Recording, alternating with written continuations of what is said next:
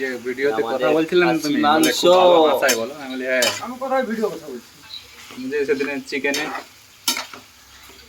Hello friend, hello friend, আমাদের খাসি মাংস রান্না হচ্ছে। চিকেন নয়, মটন। হ্যালো গাইজ, শুনতে গোস খেতে খোস, পকেট থেকে বার করার সময় খুব হয় আফসোস, তার নাম খাসি। লাস্টের লাইনটা পড়লো নি তো, অতক্ষণ তো ঠিক ছিল, গোস আর খোস।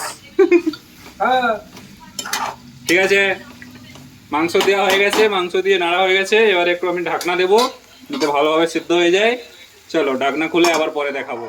এবারে 5 মিনিট পরে ঢাকনা খুলে একটু নাড়াচাড়া করিয়ে একটু নেড়ে দিতে হবে এভাবে, এপিট ওপিট লৌটে উল্টে পাল্টে। বলতে পারবো।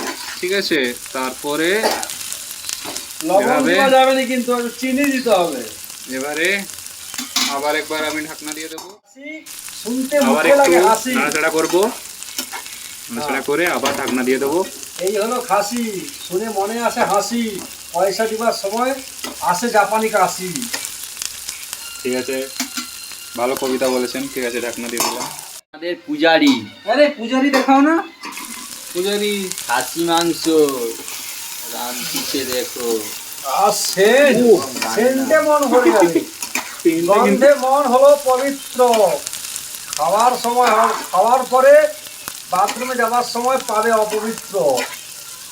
কুচবি বলতে খাসি মাংস বেশি করে পাইখানা লাগিয়ে যায়।